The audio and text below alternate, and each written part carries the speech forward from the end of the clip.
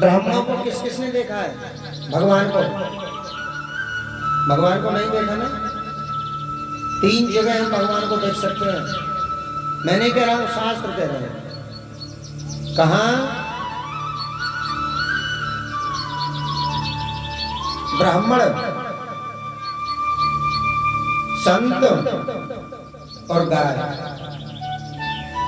अब मैं नहीं कह रहा हूं, जब भगवान राम का जन्म होता है तो गोस्वामी जी लिख रहे हैं विप्रधेनु निज संत हित लीन मनुज अवतार। विप्रधेनु संत हित। विप्र माने ब्राह्मण, धेनु माने गाय और संत माने महात्मा। भगवान कह रहे विप्रधेनु संत हित लीन मनुज अवतार। मैं ब्राह्मणों के लिए, गाय माता के लिए और संतों के लिए मनुष्य का रूप धारण करके पृथ्वी पर आ रहा है। रामायण कह रही है यही भगवान का रूप है। अब भैया मानो तो गंगा माऊ, नहीं तो बहता पानी। 7 दिन की कथा में आपको सब ज्ञान की बातें मिलेंगी और आपका मनोरंजन भी होगा। कल से झांकी वाले भी आ जाएंगे। आज तो पहला दिन है। बड़ी सुंदर सुंदर झांकी रोज आज निकलेंगी। कभी राधा कृष्ण की, शंकर पार्वती की। आपका भरपूर मनोरंजन होगा, लेकिन आप सभी भक्तों को सहयोग करना है। सबसे पहले बात खाने पीने की। देखिए, एक दिन किसी ने खिला दिया, एक दिन किसी ने खिला दिया, एक दिन किसी ने खिला दिया, नंबर भी नहीं आता है। और एक बात और बता दूं, ब्राह्मणों को भोजन कराने के तरीके। देखिए, हम तुम तो जैसे खाते हैं खाते ही हैं भोजन। हम अपने घर कैसा भी खाएं, लेकिन जब कभी मेहमान आए घर तो कुछ स्पेशल भोजन बनाते हैं ना। बनाते हैं ना भैया, जवाब तो दो। ऐसे ही जब हम पंडितों को, ब्राह्मणों को अपने घर भोजन कराएं तो सबसे पहले घर की सफाई। सफाई के बाद बड़ा सुंदर भोजन बनाना चाहिए। पवित्र हो जाते हैं वो घर जिस घर में ब्राह्मण के चरण पड़ जाते हैं। कहते हैं ना पंडित जी पाला में, क्यों कहते हैं पाला में? क्यों कहते हैं? पंडित जी के पैर ही पवित्र हैं। पंडित जी के पैरों में ही लक्ष्मी का वास है। सारे तीर्थ धाम पंडित जी के पैरों में समाये हैं, इसलिए पंडित जी पाला गया।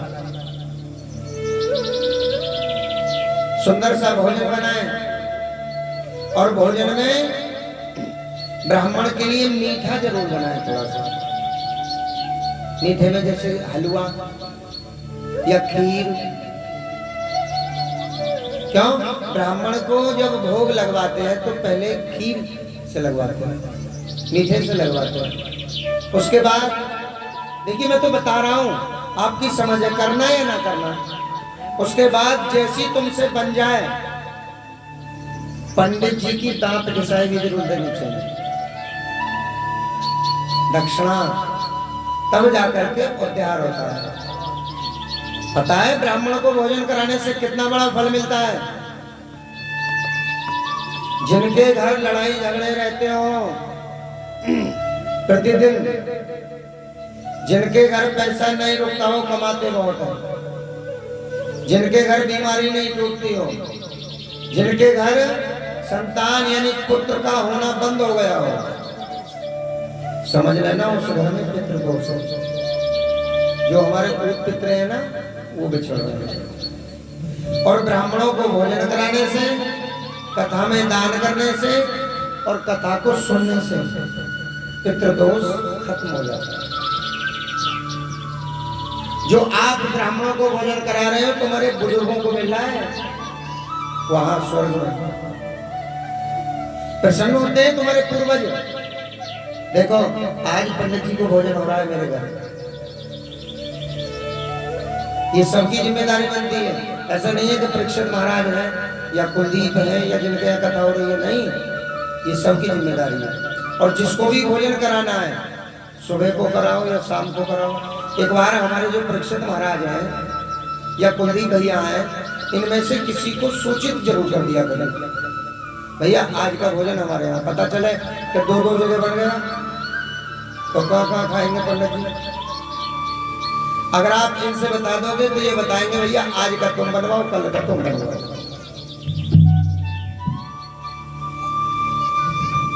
राधे राधे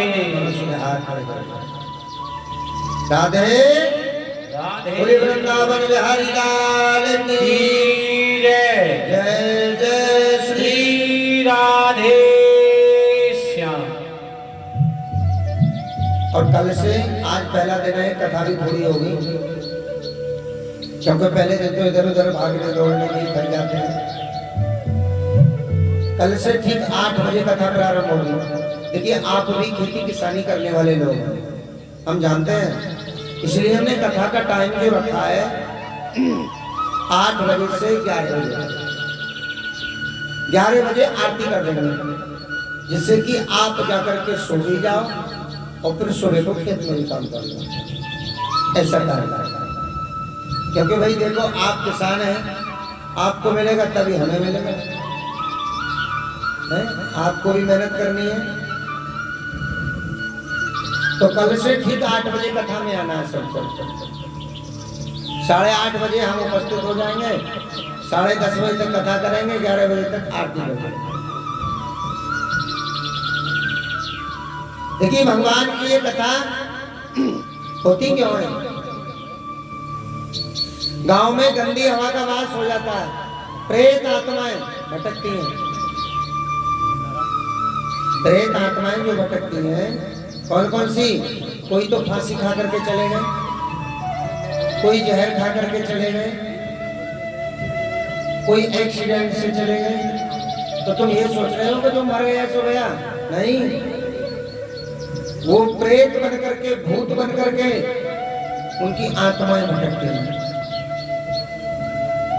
आज वापे आ गई तो कल को वापे आ गई, परेशान कर रही है आत्माएं। उनको उद्धार करने के लिए, उनको मोक्ष की प्राप्ति दिलाने के लिए भागवत जी होती है। इसको मनोरंजन का साधन मत समझना कि पंडित जी आए, संगीत लेके आए, सुंदर सुंदर भजन सुनाएंगे और कथा सुनाएंगे। नहीं, आपके कल्याण के लिए कथा है। और 7 दिन की कथा में मैं ऐसी ऐसी बात आपको बता के जाऊंगा जो आपको जीवन में काम आएगी।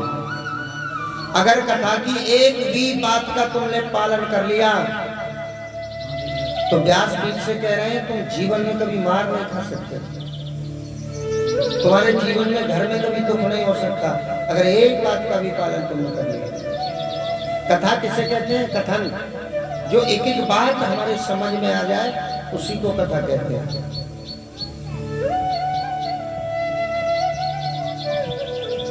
ये 7 गांठ का बांस है। देखिए पाइप पे जो बंध रहा है, इधर पाइप पे ये 7 गांठ का बांस बांध रखा है। इसकी कथा में तुम्हें कल सुनाऊंगा। तुम्हारे गांव की जितनी प्रेत आत्माएं हैं सब इसमें आकर के बंद हो जाएंगे। और 7वें दिन जब उद्धार होगा ना कथा का, कलश विसर्जन करने जाएंगे, तभी गंगा जी पे चले जाएंगे। ऐसी महिमा है भागवत जी की। राधे, अरे जयकारे तो लगा ले करो। हरे हरे हरे राधे राधे श्री राधे। देखिए भागवत जी कहां से आई, किसने लिखी, क्यों लिखी, आइए छोटी सी कथा सुनते। एक बार वेद व्यास जी महाराज, जिन्होंने सब ग्रंथ लिखे हैं, 17 प्राणों की रचना कर चुके थे, लेकिन शांति नहीं मिली। अच्छा शांति है किसी को? किसी का नाम तो ना है माताओं का शांति? कभी सोचे पंडित जी मेरे नाम लेते नहीं आ रहे? शांति है किसी को? नहीं है ना। अगर किसी के पास 1 करोड़ रुपया भी है ना तो उसे शांति नहीं है। किसी के पास 100 बीघा जमीन है तो उसे शांति नहीं है। क्यों? कि मन तो हमारा माया में डूबा हुआ है।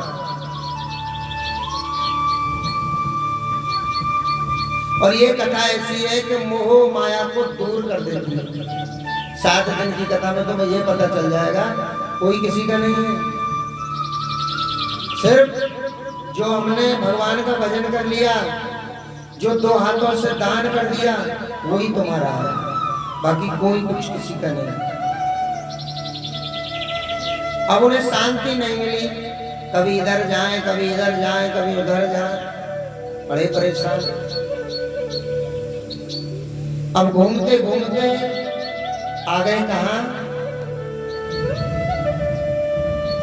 हरिद्वार के तट। तो वहां देवर्षि नारद आए। नारद जी का तो काम घूमने का है। और नारद किसे कहते हैं? जिसकी बात कभी रद्द ना हो, उसी का नाम है नारद। आजकल के जो ये मीडिया वाले हैं ना, जो फोनों पे एकदम से वीडियो बना हुआ है, ये नारद जी के काम कर रहे हैं। नारद जी आए, बोले व्यास जी महाराज तुम कैसे परेशान हो? बोले परेशान क्या, मैंने 17 पुराणों की रचना की, लेकिन मुझे शांति नहीं मिली। अशांति अशांति मिली। नारद जी बोले एक काम करो, तुमने 17 पुराणों की रचना तो की, लेकिन एक पुराण की रचना और करो। बोले फिर आपको शांति मिलेगी। बोले ऐसा क्या है उस ग्रंथ में? बोले हरि चर्चा, उसमें नारायण की चर्चा लिखो। उस ग्रंथ का नाम क्या होगा? बोले भागवत जी। अब बोले ये लिखेगा कौन? बोले गणेश जी महाराज। अच्छा तुम्हारे यहाँ भागवत तो हुई? भागवत हुई थी, सुनने आए सब लोग। उन्होंने बताया कि भागवत को किसने लिखा? बताया उन्होंने? नहीं बताया। अब तुमसे कोई पूछने लग जाए, पड़ोसी गांव वाले, तुम्हारे गांव में कथा हो रही है? बोले हाँ। तुम कहोगे हो रही है। कैसी हो रही है? तो बहुत अच्छी हो रही है। भागवत हो रही है ना? बोले हाँ। अच्छा ये बताओ भागवत किसने लिखी? क्या बताओगे तुम? पता ही ना। पता ही ना पंडित जी ने भी। तो उसमें हमारी ये बदनामी हो गई। फिर बताना चाहिए हमें।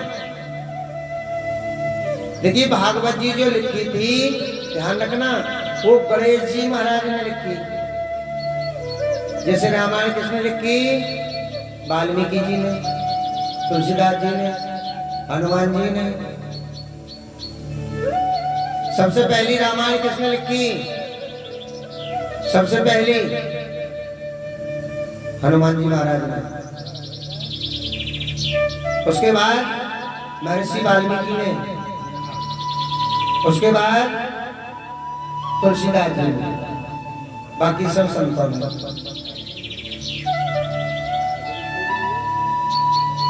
गणेश जी महाराज ने भागवत जी को लिखा।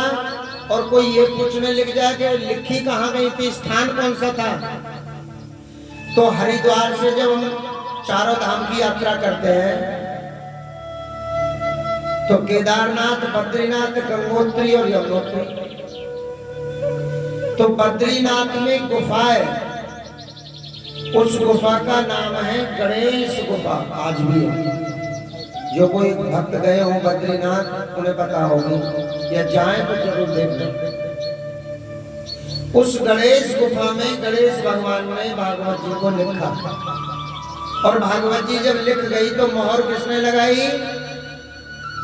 ब्रह्मा जी ने। भागवत जी की रचना किसने की?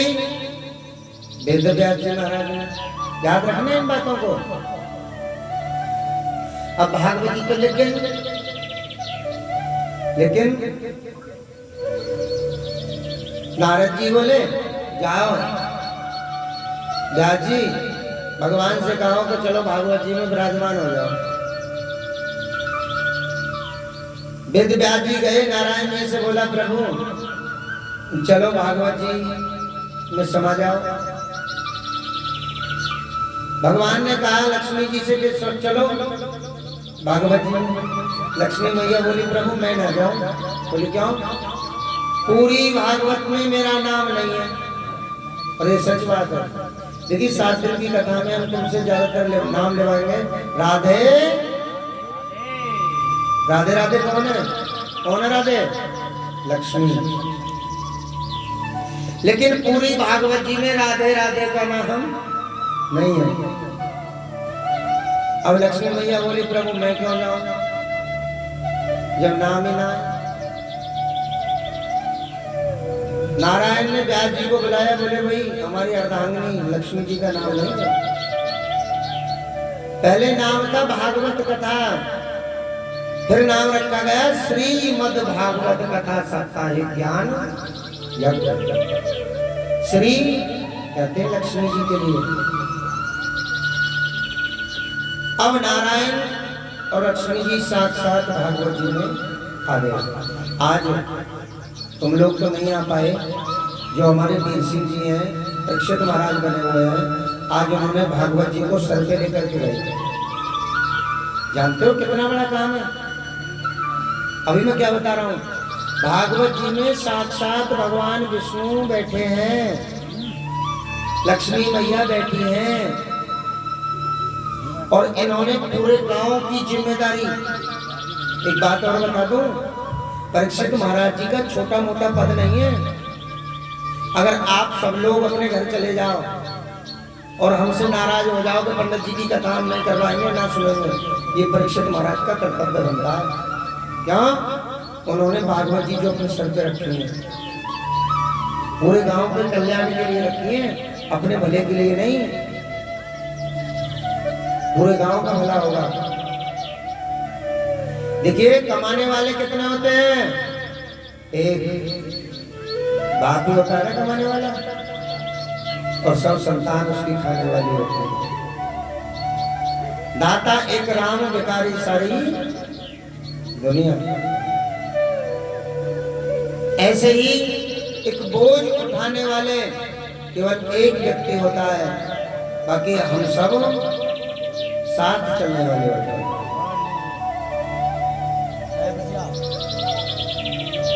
भागवत जी में साक्षात नारायण आए और व्यास जी महाराज को शांति मिली। कभी देखिए एक बात और बता दो लाउड स्पीकर के माध्यम से भी। कोई बात ना, पहला दिन है देखो। ये कथा आपको सफल बनानी है, और सफल कैसे बनेगी? जब आप और हम मन से लगन से भगवान की सेवा में लगेंगे। देखिए मैं मानता हूं आप किसान लोग हैं, लेकिन भगवान के नाम पर 10 मिनट 20 मिनट 1 घंटा का समय जरूर निकालेगा। जन्म जन्म मुनियतन कराए अंत समय मुख राम नाम।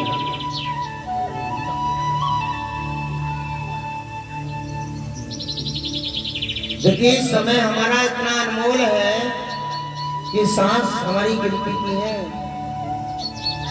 जब तक ये सांस चल रही है तब तक रिश्ते नाते हैं, और जब सांस रुक जाती है ना, तो कौन किसका पति, कौन किसकी पत्नी, कौन किसका बाप, कौन किसकी माँ, कौन किसका भैया, कोई नहीं है।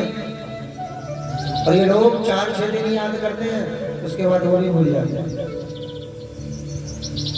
लेकिन हमारा किया हुआ भजन, किया गया दान, कथा में गए हुए, ये तुम्हें जीवन भर काम आता है। आइए एक बड़ा सुंदर भजन भाव सुने।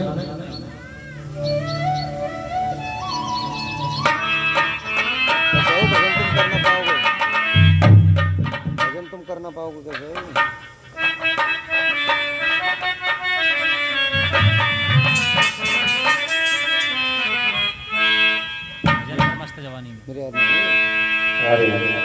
अरे और भजन कर मस्त जवानी में बुढ़ापा किसने देखा है। भजन कर मस्त जवानी में बुढ़ापा किसने देखा है।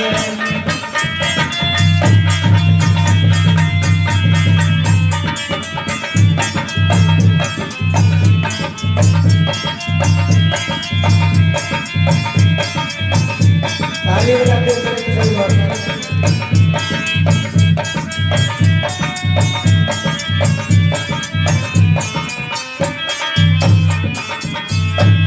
और देखिए भैया, बुढ़ापे का इंतजार कभी ना करना चाहिए।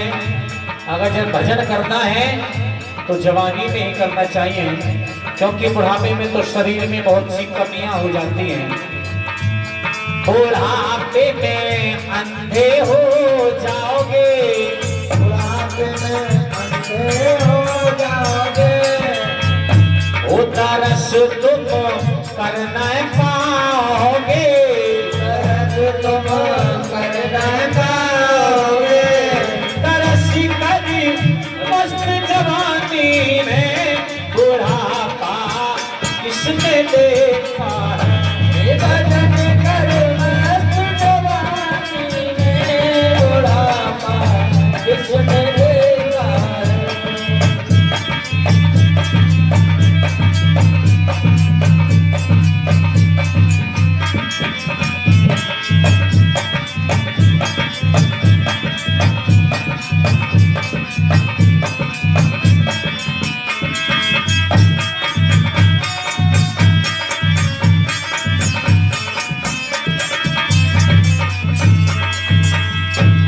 बुढ़ापे में सुनना है